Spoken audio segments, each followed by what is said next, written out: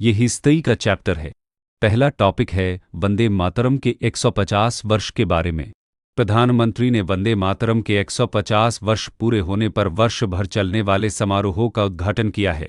यह भारत का राष्ट्रीय गीत है, जिसे राष्ट्रीय गान जन गण मन के समान दर्जा प्राप्त है। इस वाक्यांश का अर्थ है मैं तुम्हें नमन करता हूँ, माँ। इसकी रचना बंकिम चंद्र चट्टोपाध्याय ने संस्कृत मिश्रित बंगाली में की थी। यह पहली बार 7 नवंबर 1875 को साहित्यिक पत्रिका बंग दर्शन में प्रकाशित हुआ था। बाद में इसे बंकिम चंद्र के उपन्यास आनंदमठ 1882 में शामिल किया गया था। रविंद्रनाथ टैगोर ने इसे संगीतबद्ध किया, जिससे यह राष्ट्रीय जागृति का एक मधुर गान बन गया। बंगाल विभाजन 1905 के दौरान यह विरोध का मुख्य नारा बन गया और यह भक्ति आध्यात्मिक भक्ति को देशभक्ति राष्ट्रवाद के साथ जोड़ता है। श्री अरबिंदो और बिपिन चंद्र पाल जैसे नेताओं ने इसे राष्ट्रीय पुनर्जनन का मंत्र बताया। 1937 में कांग्रेस समिति ने यह तय किया कि आधिकारिक आयोजनों में केवल पहले 2 पद ही गाए जाएंगे, ताकि गैर हिंदू समुदायों को शामिल किया जा सके। महात्मा गांधी ने भी हरिजन 1939 में इस गीत का बचाव करते हुए लिखा था कि यह उन्हें कभी हिंदू गीत नहीं लगा और यह हिंदुओं तथा मुसलमानों दोनों के लिए एक शक्तिशाली युद्धघोष था। अमर सोनार बांग्ला, जिसकी रचना रविंद्रनाथ टैगोर ने 1905 में बंगाल विभाजन के विरोध में की थी, भी वंदे मातरम के राष्ट्रवादी दृष्टिकोण को आगे बढ़ाता है।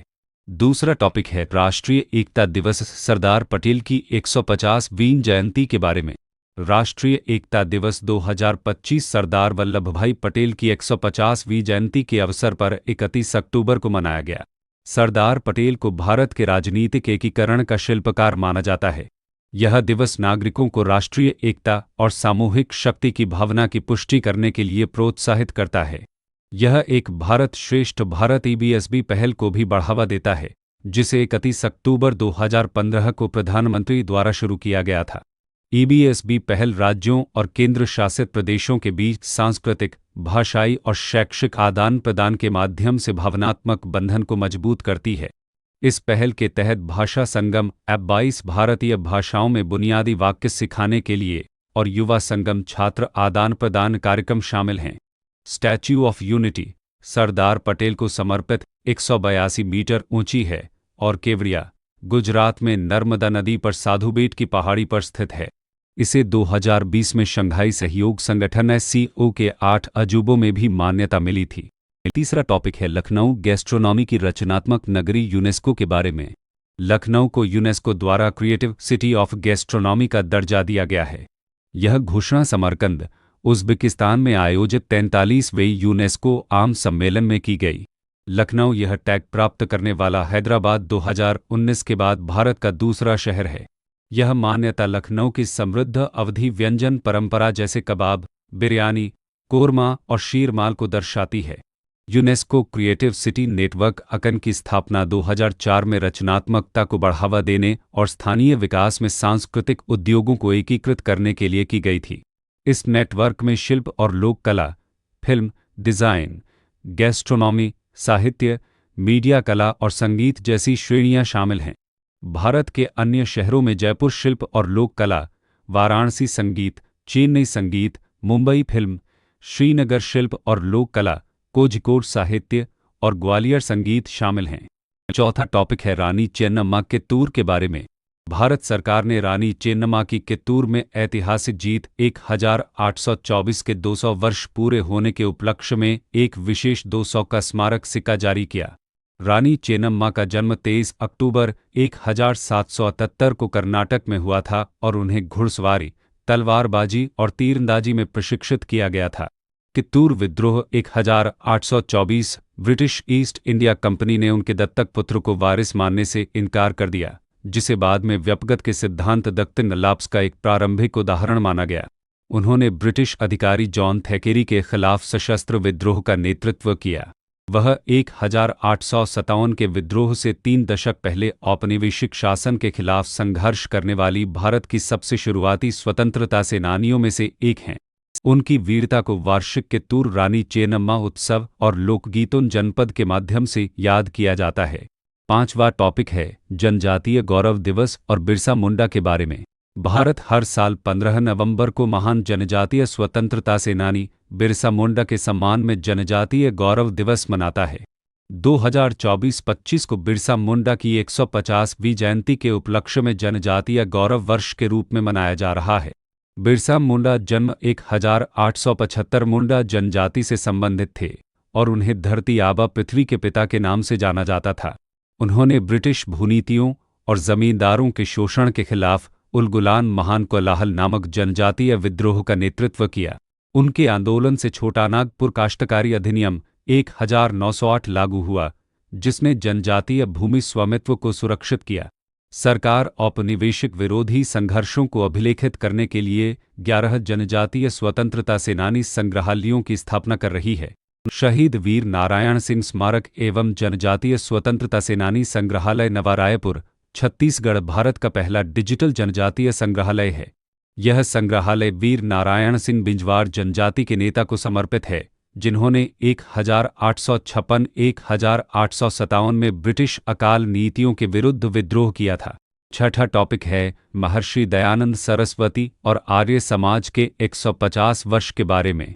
आर्य समाज की स्थापना स्वामी दयानंद सरस्वती ने 1875 में बॉम्बे में की थी। 2025 में आर्य समाज के 150 वर्ष और महर्षि दयानंद सरस्वती की 200वीं जयंती के उपलक्ष्य में अंतर्राष्ट्रीय आर्य महासम्मेलन आयोजित किया गया। स्वामी दयानंद सरस्वती मूल शंकर तिवारी ने मूर्ति पूजा, बाल विवाह, सती प्रथा, जातिगत भेदभाव का विरोध किया। उनका मुख्य नारा था वेदों की ओर लौटो, जिसका उद्देश्य वैदिक शुद्धता की बहाली था।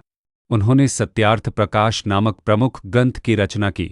वह 1876 में स्वराज की मांग करने वाले पहले व्यक्ति थे। आर्य समाज ने दयानंद एंग्लो वैदिक डीएवी संस्थानों की स्थापना को प्रेरित किया, जिसमें पहला विद्यालय 1886 में लाहौर में स्थापित किया गया। आर्य समाज वेदों को ज्ञान और सत्य का सर्वोच्च स्रोत मानता है। सातवां टॉपिक है पंडित जवाहरलाल नेहरू आधुनिक भारत के निर्माता के बारे में। 14 नवंबर 2025 को पंडित जवाहरलाल नेहरू की 125वीं जयंती मनाई गई। वह 15 अगस्त 1947 को भारत के पहले प्रधानमंत्री बने। उन्होंने आईआईटी, इसरो के पूर्ववर्ती इनकस्पा और एम्स जैसे वैज्ञानिक और तकनीकी उत्कृष्टता के संस्थानों की स्थापना की। इन संस्थानों को आधुनिक भारत का मंदिर कहा जाता है।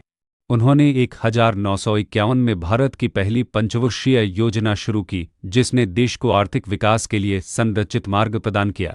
उन्होंने गुटनिरपेक्ष आंदोलन NAM का सहस्थापन किया और पंचशील शांतिपूर्ण सहअस्तित्व के 5 सिद्धांत का समर्थन किया, जिससे भारत की स्वतंत्र विदेश नीति की नींव रखी गई। उन्होंने लोकतंत्र, समानता और धर्मनिरपेक्षता के प्रति अपनी प्रतिबद्धता सुनिश्चित की। 8वां टॉपिक है गुरु नानक जयंती 2025 के बारे में। गुरु नानक जयंती गुरु पर्व 5 नवंबर 2025 को गुरु नानक देव की 556वीं जयंती के रूप में मनाई गई। यह उत्सव कार्तिक पूर्णिमा के दिन मनाया जाता है। गुरु नानक देव सिख धर्म के संस्थापक और पहले गुरु थे, जिन्होंने जातिवाद, कर्मकांड और मूर्ति पूजा का खंडन किया। उन्होंने सिख धर्म के 3 स्तंभों को औपचारिक रूप दिया है: नाम जपना, ईश्वर का स्मरण, किरत करना, ईमानदार आजीविका और वर्ण छकना बांटना। लंगर, सामुदायिक रसोई और पंगत एक साथ बैठकर भोजन करना जैसी संस्थाओं ने सामाजिक समानता और सेवा की भावना को मजबूत किया। उनकी शिक्षा सर्वदा भला सभी का कल्याण की भावना पर आधारित थी। 9वां टॉपिक है प्राचीन भारतीय ज्ञान का समावेशन पाठ्यपुस्तक संशोधन के बारे में। NCERT ने कक्षा 7 की गणित की पाठ्यपुस्तक में प्राचीन भारतीय गणितीय उपलब्धियों को प्रमुखता से शामिल करने के लिए संशोधन किया है। यह परिवर्तन NEP 2020 के अनुरूप है। ब्रह्मगुप्त 7वीं शताब्दी ईस्वी ने ब्रह्मस्फुट सिद्धांत में 00 को एक संख्या के रूप में उपयोग करने के पहले ज्ञात नियमों को प्रस्तुत किया। शुल्ब सूत्र 800-500 ईसा पूर्व में पाइथागोरस प्रमेय से मिलते जुलते सिद्धांतों सहित उन्नत ज्यामितीय समझ शामिल है। आर्यभट्ट 476 ईस्वी ने स्थानमान प्रणाली और दशमलव संकेतन की अवधारणा प्रस्तुत की, जिसने गणना को सरल बनाया। राष्ट्रीय पांडुलिपि मिशन NMM 2003 में स्थापित पांडुलिपियों का दस्तावेजीकरण और डिजिटलीकरण करता है। पारंपरिक ज्ञान डिजिटल लाइब्रेरी TKDL को पारंपरिक ज्ञान की सुरक्षा के लिए कानूनी और नीतिगत उपाय के रूप में स्थापित किया गया है। 10वां टॉपिक है मुगल लघु चित्रकला के बारे में। सम्राट अकबर के शासनकाल की एक लघु चित्रकला a family of cheetahs in a rocky landscape Basawan द्वारा बनाई गई, लगभग 1575-80, हाल ही में 10.2 मिलियन में बिकी। मुगल चित्रकला शैली 16वीं शताब्दी में विकसित हुई, जिसमें फारसी और भारतीय शैलियों का मिश्रण है। सम्राट अकबर को मुगल चित्रकला का वास्तविक संस्थापक माना जाता है, जिन्होंने शाही स्टूडियो स्थापित किया और भारतीय रंग पैलेट का मिश्रण किया। सम्राट जहांगीर के संरक्षण में यह शैली चरम पर पहुंची, जिसमें चित्रों, प्राकृतिक अध्ययन और एल्बम कला पर ध्यान केंद्रित किया गया, जैसे उस्ताद मंसूर की रेड ब्लॉसम्स। सम्राट औरंगजेब 1658-1707 ने चित्रकला को गैर इस्लामी मानते हुए शाही संरक्षण में गिरावट लाई। 11वां टॉपिक है सिरपुर श्रीपुर पुरातात्विक स्थल के बारे में। छत्तीसगढ़ में स्थित सिरपुर को यूनेस्को का विश्व धरोहर दर्जा दिलाने का प्रयास किया जा रहा है। इसे श्रीपुरा या त्रिपुरा के नाम से भी जाना जाता है और यह एक बहुधार्मिक शहरी केंद्र था। इसका दस्तावेजीकरण सबसे पहले 1882 में अलेक्जेंडर कनिंघम भारतीय पुरातत्व सर्वेक्षण के पहले महानिदेशक ने किया था। यह स्थल महानदी नदी के किनारे विकसित हुआ। यह दक्षिण कौशाल की राजधानी के रूप में कार्य करता था। इस क्षेत्र पर पहले पांडुवंशी राजवंश और बाद में सोमवंशी राजाओं ने शासन किया था। खुदाई में 22 शिव मंदिर, 5 विष्णु मंदिर, 10 बौद्ध विहार और 3 जैन विहार मिले हैं। प्रमुख स्मारक लक्ष्मण मंदिर ईंटों से निर्मित, भगवान विष्णु को समर्पित, और सुरंग टीला परिसर पंचतन शैली। 12वां टॉपिक है बाली यात्रा महोत्सव ओडिशा के बारे में। यह त्योहार ओडिशा और दक्षिण पूर्व एशियाई देशों, विशेषकर बाली, के बीच ऐतिहासिक समुद्री व्यापार और सांस्कृतिक आदान प्रदान की याद में मनाया जाता है। बाली यात्रा का शाब्दिक अर्थ है बाली की यात्रा। यह हर साल कार्तिक पूर्णिमा के दिन मनाया जाता है। इसकी मुख्य विशेषता बोईता बंदना नामक अनुष्ठान है, जहां लोग लघु नावों को दिया रखकर नदी में तैराते हैं। समुद्री यात्रियों को पुराने समय में सदभास और उनकी बड़ी नावों को बोईता कहा जाता था। यह एशिया का सबसे बड़ा ओपन एयर ट्रेड फेयर भी आयोजित करता है। 13वां टॉपिक है संगाई महोत्सव मणिपुर के बारे में। संगाई महोत्सव मणिपुर का वार्षिक 10 दिवसीय सांस्कृतिक उत्सव है। इसका नाम राज्य पशु संगाई हिरण भौंस सिंग वाला हिरण के नाम पर रखा गया है। संगाई हिरण एक विलुप्तप्राय प्रजाति है जो केवल केबुल लामजाओ राष्ट्रीय उद्यान में पाया जाता है। केबुल लामजाओ राष्ट्रीय उद्यान दुनिया का एकमात्र तैरता हुआ राष्ट्रीय उद्यान है। 14वां टॉपिक है बटुकेश्वर दत्त जयंती के बारे में। बटुकेश्वर दत्त की जयंती 18 नवंबर को मनाई गई। वह हिंदुस्तान सोशलिस्ट रिपब्लिकन एसोसिएशन एचएसआई के सदस्य और भगत सिंह के करीबी सहयोगी थे। 8 अप्रैल 1929 को उन्होंने भगत सिंह के साथ केंद्रीय विधानसभा में औपनिवेशिक बिलों के विरोध में बम फेंका और इनकलाब जिंदाबाद के नारे लगाए।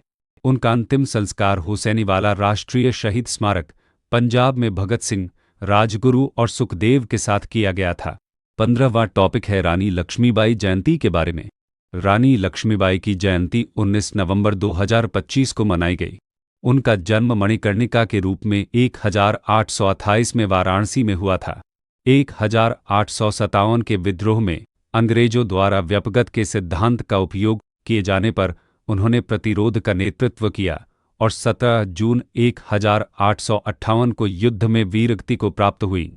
सुभाष चंद्र बोस द्वारा स्थापित इंडियन नेशनल आर्मी INA ने उनके सम्मान में एक महिला रेजिमेंट का नाम रखा था। 16वां टॉपिक है गुरु तेग बहादुर के बारे में।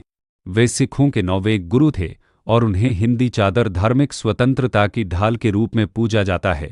उन्होंने आनंदपुर साहिब की स्थापना की। उन्हें 1675 में मुगल सम्राट औरंगजेब के आदेश पर धार्मिक स्वतंत्रता की रक्षा के लिए सार्वजनिक रूप से फांसी दी गई थी।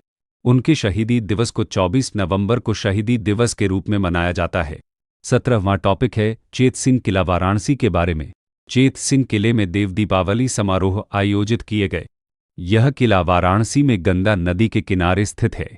इसका निर्माण बनारस के महाराजा राजा चेत सिंह ने करवाया था, जो नारायण राजवंश से संबंधित थे। इसकी वास्तुकला राजपूत और मुगल शैलियों का मिश्रण है। यह किला 1781 में वारेन हेस्टिंग्स के खिलाफ हुए चेत सिंह विद्रोह का केंद्र बना था। 18वां टॉपिक है मेरठ ब्यूगल भौगोलिक संकेत टैग के बारे में। मेरठ ब्यूगल को हाल ही में भौगोलिक संकेत जीआई टैग प्रदान किया गया है। यह एक पीतल से बना वाद्य यंत्र है जिसका उपयोग सशस्त्र बलों द्वारा किया जाता है। जीआई टैग बौद्धिक संपदा संरक्षण का एक तरीका है जो विशिष्ट भौगोलिक क्षेत्र से उत्पन्न होने वाले उत्पादों को दिया जाता है। यह माल का भौगोलिक संकेतक पंजीकरण और संरक्षण अधिनियम 1999 द्वारा प्रदान किया जाता है। इसका विनियमन वाणिज्य और उद्योग मंत्रालय के तहत किया जाता है। जीआई टैग की वैधता 10 वर्ष की होती है। 19वां टॉपिक है भारतीय हॉकी के 100 वर्ष के बारे में। हॉकी इंडिया 7 नवंबर को भारतीय हॉकी के 100 वर्ष 1925-2025 पूरे होने का जश्न मना रहा है। इंडियन हॉकी फेडरेशन IHF की स्थापना 7 नवंबर 1925 को हुई थी। भारत ने स्वर्णिम युग 1928-1956 में लगातार 6 ओलंपिक स्वर्ण पदक जीते और कुल 13 ओलंपिक पदक 8 स्वर्ण जीते हैं। भारत ने 1975 में हॉकी विश्व कप जीता था। मेजर ध्यानचंद को हॉकी के जादूगर के रूप में जाना जाता है और उनके सम्मान में 29 अगस्त को राष्ट्रीय खेल दिवस मनाया जाता है। 20वां टॉपिक है यज्ञ योगीन भारत राष्ट्रीय संग्रहालय के बारे में।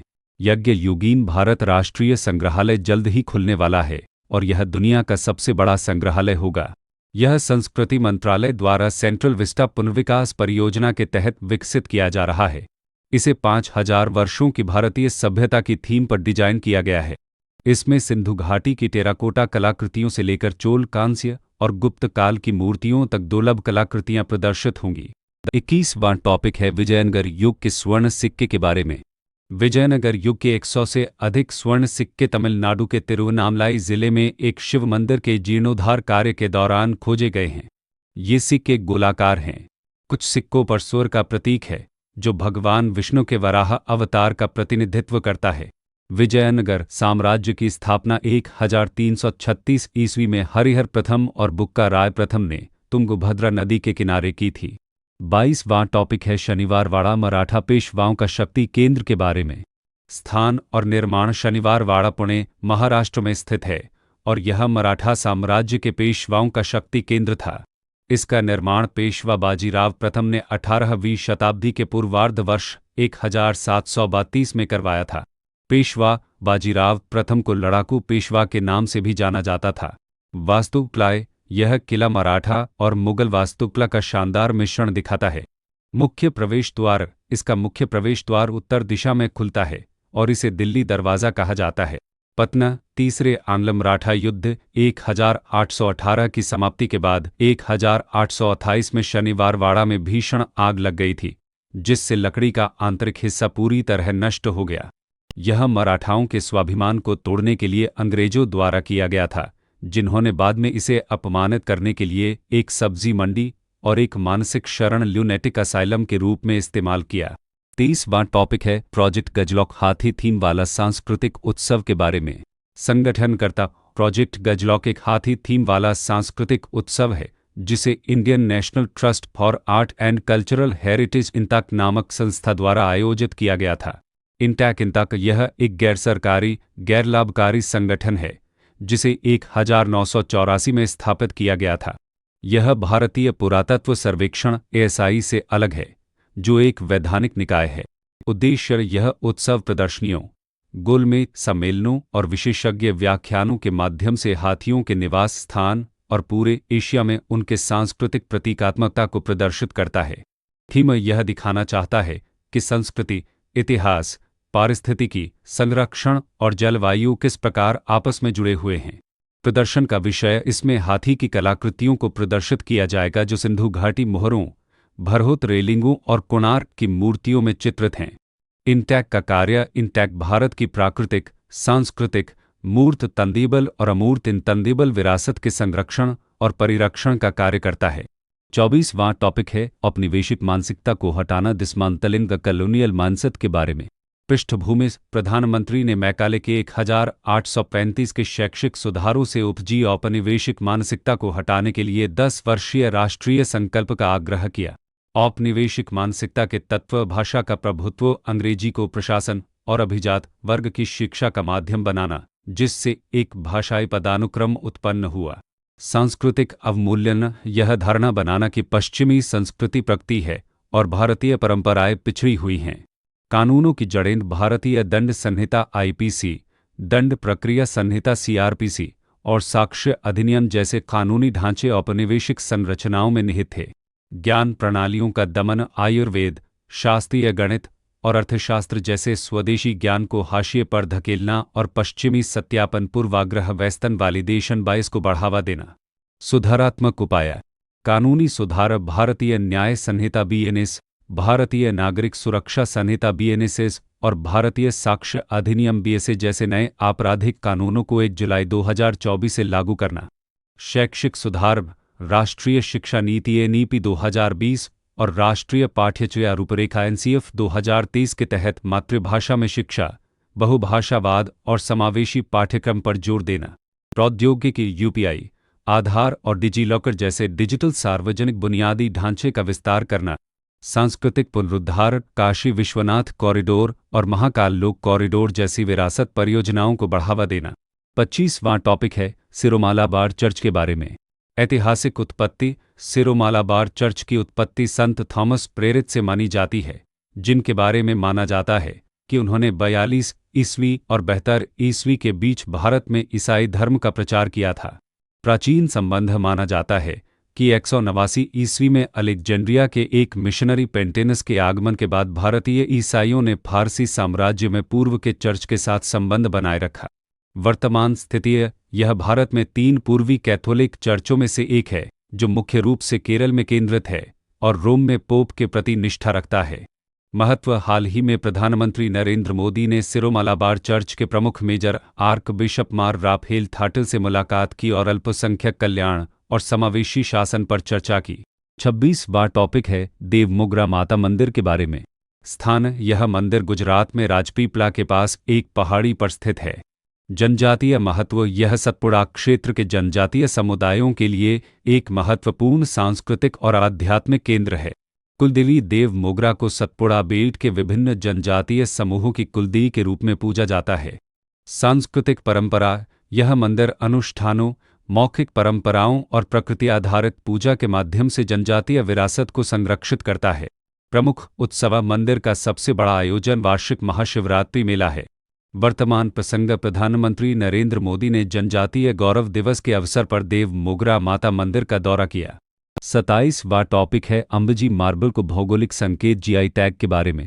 उत्पत्ति: गुजरात के बनासकांठा जिले के अंबाजी क्षेत्र से निकलने वाले संगमरमर को हाल ही में भौगोलिक संकेत टैग मिला है। अद्वितीय विशेषताएं: यह अपनी शुद्ध सफेदी, उच्च चमक और उल्लेखनीय स्थायित्व के लिए जाना जाता है। उपयोग: इसका उपयोग मंदिरों और पवित्र वास्तुकला में किया जाता है। इसकी स्थायित्व की तुलना ताजमहल में लगे पत्थरों से की जाती है। वास्तुकला में महत्व: यह माउंट आबू में प्रसिद्ध दिलवाड़ा जैन मंदिरों के निर्माण में उपयोग किए जाने वाले पत्थरों के समान है, जो 11वीं-13वीं शताब्दी ईस्वी के बीच बनाए गए थे। प्रशासन: भौगोलिक संकेत टैग वाणिज्य और उद्योग मंत्रालय के तहत संचालित होता है और इसकी वैधता 10 वर्ष की होती है। 28वां टॉपिक है औपनिवेशिक मानसिकता को हटाना के बारे में। प्रधानमंत्री ने मैकाले के 1835 के शैक्षिक सुधारों से उपजी औपनिवेशिक मानसिकता को समाप्त करने के लिए 10 साल की राष्ट्रीय प्रतिज्ञा लेने का आग्रह किया है। औपनिवेशिक मानसिकता के मुख्य तत्व: भाषाई पदानुक्रम: मैकाले के 1835 के मिनट ने अंग्रेजी को प्रशासन और उच्च शिक्षा का माध्यम बनाया, जिससे अंग्रेजी भाषी अभिजात वर्ग का प्रभुत्व स्थापित हो गया। सांस्कृतिक अवमूल्यन: यह धारणा बन गई कि पश्चिमी संस्कृति ही प्रगति है और भारतीय परंपराएं पिछड़ी हुई हैं। कानूनी नींव: भारतीय दंड संहिता आईपीसी, आपराधिक प्रक्रिया संहिता सीआरपीसी और साक्ष्य अधिनियम जैसे कानूनी ढांचे औपनिवेशिक नियंत्रण पर आधारित थे। ज्ञान प्रणालियों का दमन: स्वदेशी ज्ञान प्रणालियों जैसे आयुर्वेद, शास्त्रीय गणित और अर्थशास्त्र को किनारे कर दिया गया। वर्तमान सुधारात्मक उपाय: कानूनी सुधार भारतीय न्याय संहिता, भारतीय नागरिक सुरक्षा संहिता और भारतीय साक्ष्य अधिनियम जैसे नए आपराधिक कानूनों को 1 जुलाई 2024 से लागू किया गया है। शैक्षिक सुधार: राष्ट्रीय शिक्षा नीति 2020 के तहत मातृभाषा में शिक्षा और भारतीय ज्ञान प्रणालियों के समावेशन पर जोर दिया गया है। सांस्कृतिक पुनरुद्धार: काशी विश्वनाथ कॉरिडोर और महाकाल लोक कॉरिडोर जैसी विरासत परियोजनाओं को बढ़ावा दिया जा रहा है। 29वां टॉपिक है प्रोजेक्ट गजलॉक हाथी उत्सव और इंटैक के बारे में। प्रोजेक्ट गजलॉक को Indian National Trust for Art and Cultural Heritage INTACH नामक संस्था द्वारा आयोजित किया गया है, जो हाथियों की थीम पर आधारित एक सांस्कृतिक उत्सव है। यह उत्सव पूरे एशिया में हाथियों के निवास स्थान और उनके सांस्कृतिक प्रतीकात्मकता को प्रदर्शित करता है, न कि केवल भारत तक सीमित है। प्रदर्शनी विषय इसमें सिंधु घाटी की मोहरों, भरहुत रेलिंग और कोणार्क की मूर्तियों में चित्रित हाथी की कलाकृतियों को शोकेस किया जाता है। इंटैक के बारे में इंटैक की स्थापना 1984 में की गई थी। यह एक गैर सरकारी, गैर लाभकारी संगठन है जिसे सरकार द्वारा कोई वैधानिक शक्ति नहीं मिली है। इंटैक का काम भारत की प्राकृतिक, सांस्कृतिक, मूर्त और अमूर्त विरासत के संरक्षण और परिरक्षण का कार्य करना है। यह भारतीय पुरातत्व सर्वेक्षण एसआई से अलग है, क्योंकि एसआई संसद के एक अधिनियम के तहत स्थापित वैधानिक निकाय है, जबकि इंटैक एक गैर सरकारी संगठन है। 30वां टॉपिक है लचित बोरफुकन अहोम कमांडर के बारे में।